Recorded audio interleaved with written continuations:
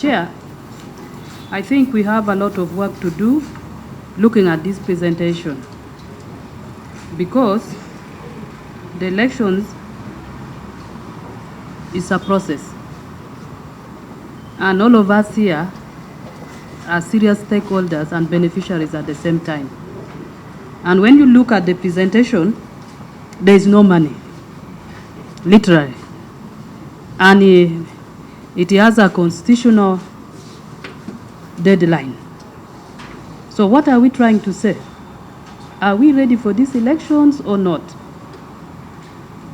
Maybe the chair can help us to understand, because yesterday, as we were meeting, we were told there are some budgets which are negotiated. So as a committee, we want to know whether there is some negotiation as far as this is concerned. But Chair, as far as I'm concerned, I think as a committee, this is where we have a serious work to do to make sure that the Electoral Commission gets this money, because theirs is a process. And there is no time. Otherwise, all of us shall get confused at the end of it all. Now, there are some few areas of clarification. Decided, ruled in 2020 that the citizens in the diaspora and the prisoner inmates in the prisons have a right to vote because they are citizens. And therefore, they tasked the Electoral Commission to ensure that come to 2026, this crop of citizens should also be part of these electoral processes. However, it is one thing for the court to order that this be done, and it is another thing for that to be implemented, because the implementation process must follow set rules or guidelines in the law. The current legal framework, as we have, honorable members, allows for people to vote within the boundaries of Uganda on account of your place of residence, your parish of residence, or origin. And we all know that you cannot lift your domestic legislation and apply it on a foreign jurisdiction or country. No. So we cannot go to the United States and say, we are coming to register Ugandans in their places of residence, or no, parishes of residence. No. There must be an enabling law, honorable members, that permits us to register these voters either at the embassies or even setting up polling stations. Because now the law says you set up a polling, every electoral area should at least have a polling station. Are you going to set up polling stations in every state of the U.S. where the Ugandans are? Is that practical?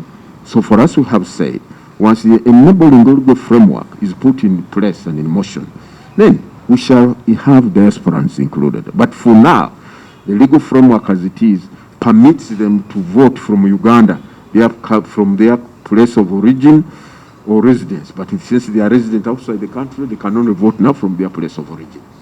Now, on the prisoners, again, the law says that you cannot have a polling station within the precincts, the confines of a restricted area. Now, look at it, honorable members. If we put a polling station outside Luzira prison gates, now I don't know how many prisoners there and how many will be eligible to vote. Do you see prisons allowing these people to come and vote outside that place? Someone has been inside for 20 years, is condemned to 50 years imprisonment. Won't he make a daring attempt to escape from this polling station?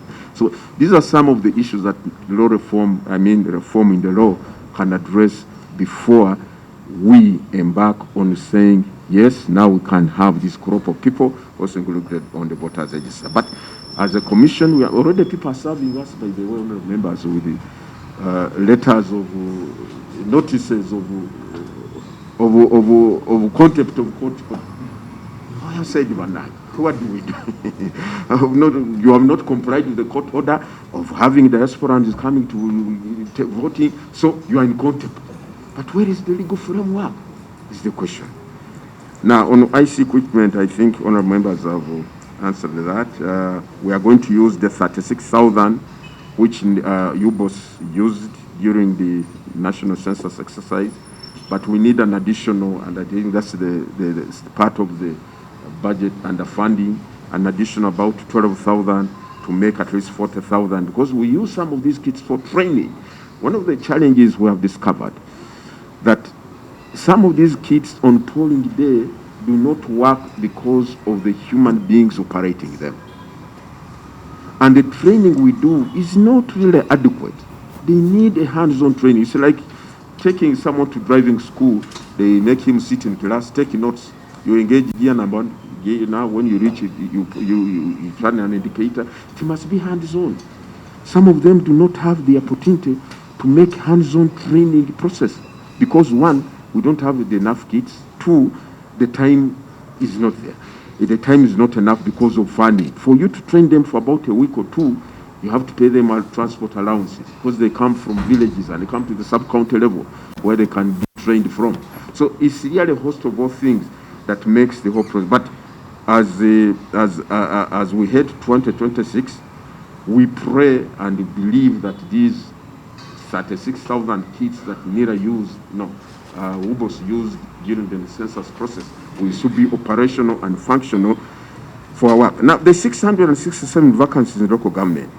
Honorable members, you know the law says that once a vacancy occurs at any level, then the Electoral Commission shall conduct a by-election to fill that vacancy. In the case of Parliament, the 60 days.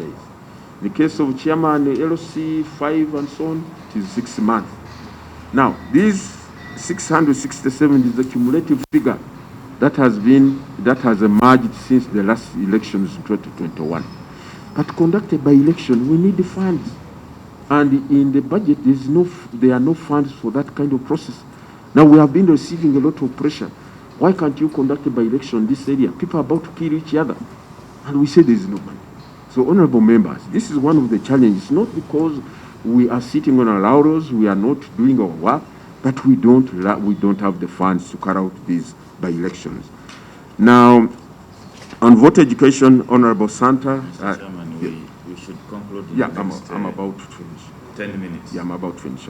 Including your remarks. Thank you. Honorable. Any other additional remarks? Yes, Honorable Santa actually was the last question. She was the first to ask, and I was on her questions. Now, vote education, the select of radios, I think my PRO and vote education have picked that concern. Some radios do not reach certain areas, and therefore we need maybe to engage as many radios as possible in a particular area. Now, the younger people, the young people who are cut off from being registered as voters, Honorable Chair and members, NIRA did what we call the mop-up exercise, which targeted majorly Ugandans who had attained 18 years of age, for those who were eligible to vote. And I think they generated the number, how many? 1.6 or something. They registered about 1.6 million eligible Ugandans who we believe are going to, once they were confirmed citizens, are going to be included in the voters register. But secondly, during this update exercise, which is to start on Monday, we are targeting other Ugandans who have turned 18 years of age, or those who are over 18 years but have never registered as voters, to be given an opportunity to apply to become registered as voters. So we believe that by the time we reach the cutoff date of 10th February, we shall have captured all those Ugandans provided they turn up. However, Ugandans who turn 18 after 10th February until polling day in January, those ones will not be part of the National Voters Register. No. Yes, I want to emphasize that there are Ugandans who turn 18 every day. Now, for Ugandans who will turn 18, who are 18 and will be 18 by 10th of February, during the update exercise, they will be given an opportunity to get registered as voters. But for those Ugandans who will turn 18 after the update has ended, up to the time of polling, because every day is a Ugandan turning 18, we will not be able to include them on the National Voters Register. The cutoff date means this is the end of registering voters registering voters and also receiving applications for those who want to transfer voting location. Why? Because we need that register to be concluded at the earliest opportunity. The process of the general elections is not only in January 2026. We have the elections for the special interest groups, the youth, persons with disability, the elderly. And all these, despite their categorizations, they must be registered voters on the register. And by the time they go for nominations in their respective categories and poll and vote, because their voting starts early, polling for those groups starts early, I think they are starting around June or July, something like that.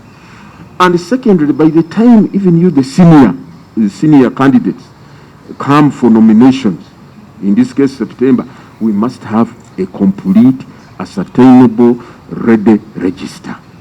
If you keep the register fluid, one, in the Ugandan electoral context, you create all sorts of innuendos and insinuations. Secondly, how do you plan? How do you plan for the number of ballot papers to print? Your ballot papers are not printed in this country, Honorable Member, Chair. They are printed outside. How do you plan how many ballot papers you're going to print if you do not have an ascertainable number of voters at a particular time? How do you plan for the number of polling stations you are going to set up? How do you plan for the number of ad hoc staff you are going to employ at a polling station? That's why the register must be concluded early before all these processes are undertaken, to avoid uncertainty, to avoid lack of planning, to avoid lack of budgeting, and so on and so forth. Because you cannot go to finance and say, let us print 30 million ballot papers because we expect the voters to be so many. No, you must have a very verifiable, ascertainable figure. So I want to repeat it, that any citizen who will turn 18 years after 10th February will not be on the National Voters Register. It's not a deliberate ploy by the Commission to disfranchise all those young people who have turned 18, but because for you to conduct a credible, free and fair election, you must have all these processes concluded. I think, honorable members, I have said this. Chair, you see, what the chairperson is explaining, we've had this controversy even last election. And I think we need to get this clear. Whereas the Constitution and the law envisaged anybody above 18 to be eligible to vote. From the interpretation of the Electoral Commission, nobody of 18 years will vote. Yes, assuming the elections, you are going to hold them between 19th January to 6th February? Get the 12th January and the 9th February. 9th February. So assuming somebody was born on the 6th February, meaning it will be a whole year and will be 18, but will not be eligible to vote. So I think the country should be put on notice. Literally, nobody of 18 years will vote. I think that will, if you put it in such general terms, Honorable Katuntu, with the due respect, it might appear a bit misleading. We are saying after the cutoff date. Just interpret the dates. After the cutoff date. Which 10th February. 10th February. Yes. So between 10th February. Yes. Up to 9th February. That's a year. Isn't it so? Yes. A whole year. And that means anybody in that year of majority, a whole year, will not vote. So that should be clear. And how do we address that? Because to me, Chair, you're not talking about, I don't know how many people turn 18 every year. No, every year, at the end of the year. You might find, is it 20,000, 100,000, whatever it is. So we are talking about maybe thousands of people who could be eligible for voting, but because of the explanation the chairman is giving, will not vote. So, to me, I'm concerned about that. Very, very concerned. Because us as lawmakers, it was not our intention that we are going to disenfranchise people of 18 years. this sort of interpretation, disinchef, that word, disenfranchises them.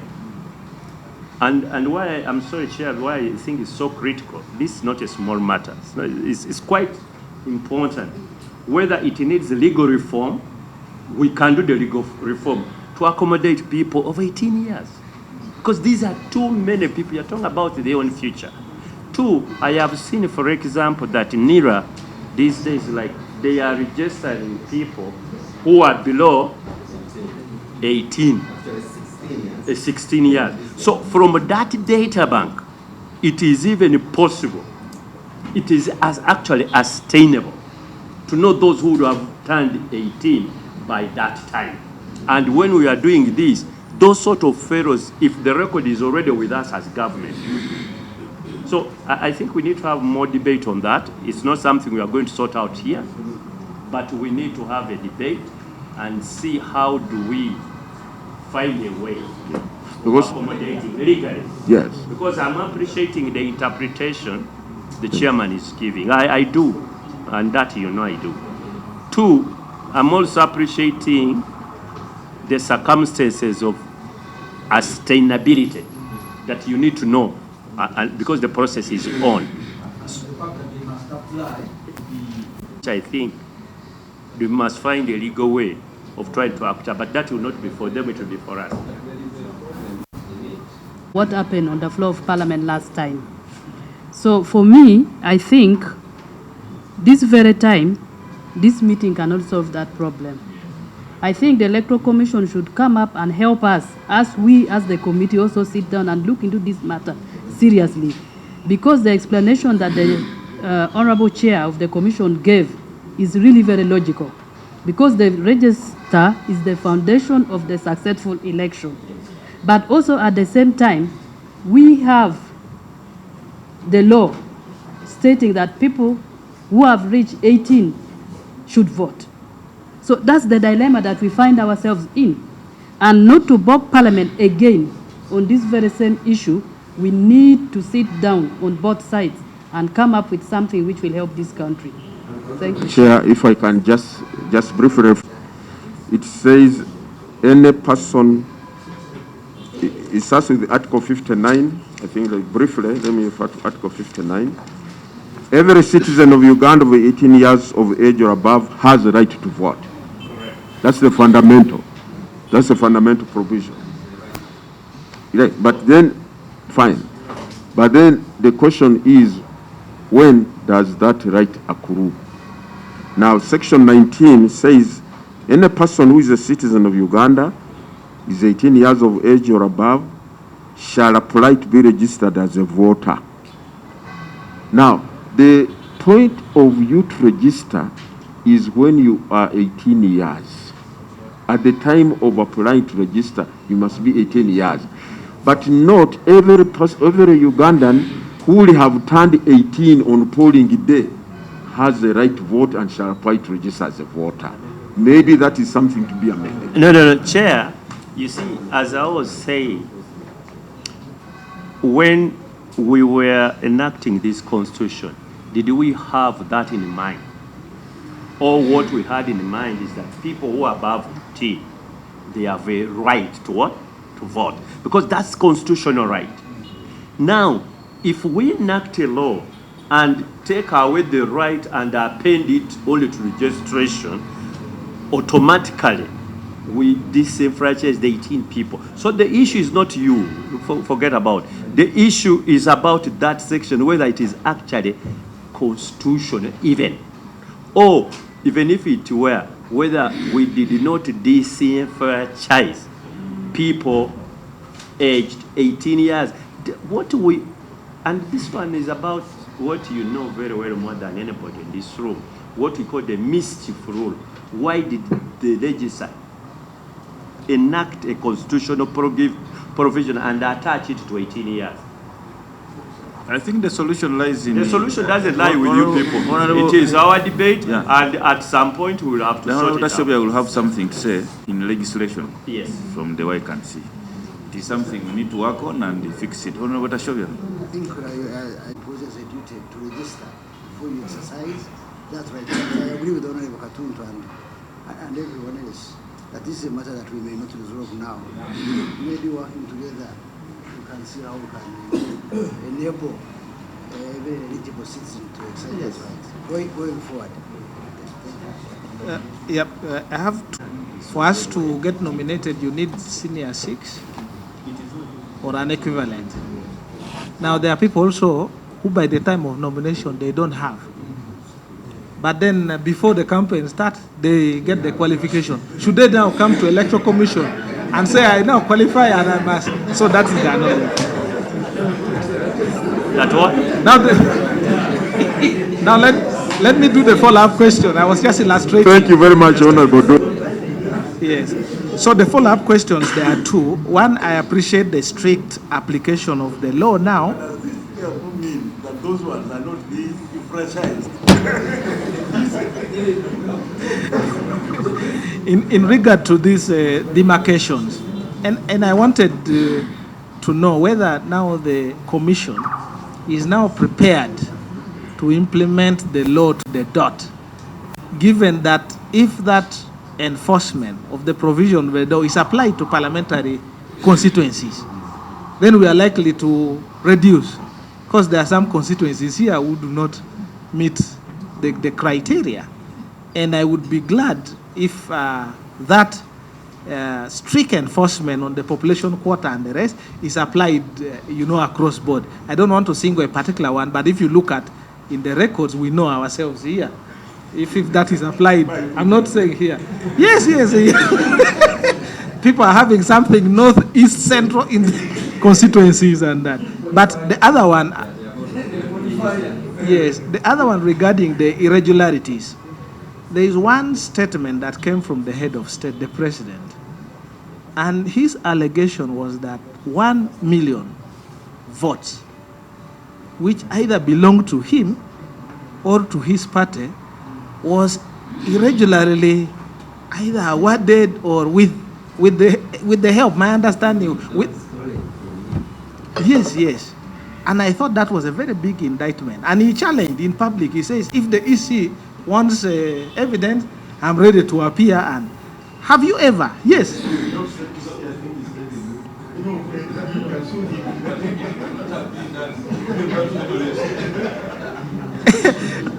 Yes, I don't know whether the commission picked interest in that matter. Because, as you know, the head of state, apart from being a candidate, even if it was made by another candidate who lost the election, it would be a big issue in the integrity of election. Would you address us briefly on that issue as well? Now, I will start with the issue of parliamentary constituencies. When you look at Article 63, Clause 4, I think it makes an exception. Also says that whereas under, I think, Clause 3, that the boundary of a constituency shall be such that the number of inhabitants in the constituency is as near as possible equal to the population quota. Then Clause 4 says, but for purposes of Clause 3 of this article, the number of inhabitants of a constituency may be greater or less than the population quota in order to take into account means of communication, geographical features, density of population, area, and boundaries of districts. So there's an exception that for a parliamentary constituency, you may not stick to the population quota per se. Mr. Chairman, I think that is the exact wording, even under the local government info as well. I don't know if you could check. The same is also under, yes, subsection 4. They used, I think, the same. They have lifted the same. That's why I actually pushed that. But your team can check and confirm.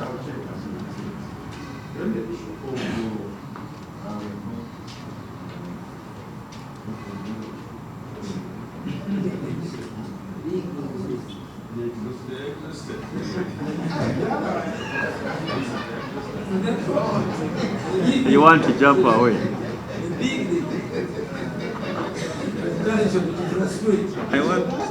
I want to believe that that the chairman has really responded. Yeah. Save for the budgetary issue. If there are any issues that have not been well canvassed, you can include them in that response. Yeah. Otherwise, for now, Time by close of business. by close of business,